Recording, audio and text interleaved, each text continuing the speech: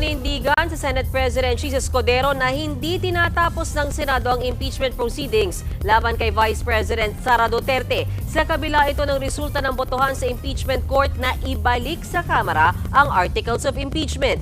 Narito ang aking report. Hindi magkapantay ang Kamara at Senado pagdating sa impeachment proceedings. Ito ang iginiit ni Senate President Jesus Escudero, kaya dapat lang daw sumunod ang Kamara sa Senate Impeachment Court matapos itong ipabalik ang articles of impeachment laban kay Vice President Sara Duterte. Hindi kami magkapantay pagdating sa bagay na ito. Hindi ito House at Senate kung saan co-equal ang mga ahensyang yan. Wala sa lugar para sa akin ang Kamara na hindi sumunod sa ipinag-uutos ng impeachment court. Kabilang sa mga hinihingi ng Senado sa Kamara ang patunay na tumalima sila sa konstitusyon na isang verified impeachment complaint lang sa loob ng isang taon. Dapat ding ipahayag ng susunod na Kongreso na isusulong pa rin nila ang impeachment complaint na nagmula sa 19th Congress. Kanselado naman na ang dapat sanay presentation of articles of impeachment sa Senado ngayong araw. Pero kahit ibinalik ito sa Kamara, nilinaw ni Escudero na hindi nila ibinasura ang impeachment case. Nasa kanila pa rin daw ang jurisdiction nito. Walang nagsabing na wala ng jurisdiction. Pakibasa po yung motion ni Alan.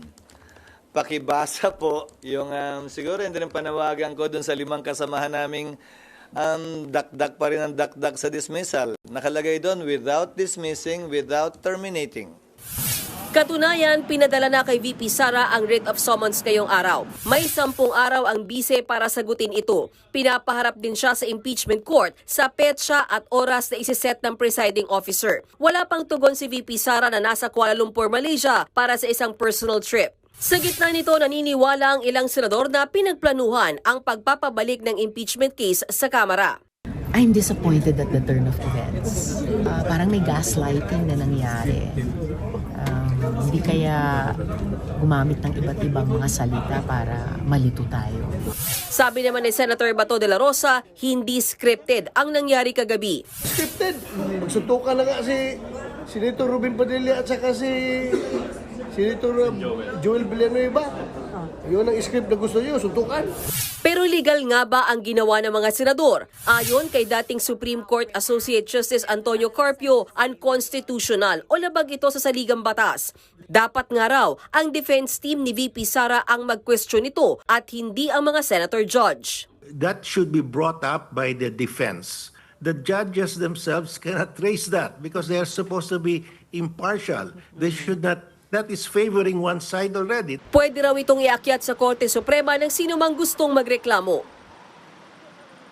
Mga kapatid, Mean Los Baños po. Nasa Europa o saan mang dako ka ng mundo, manatiling may alam at may pakialam sa mga maiinit na balita dito sa ating bansa. Simulan natin ang bawat araw sa tuloy-tuloy na balitaan sa Frontline. Mag-follow at mag-subscribe sa social media pages ng News 5.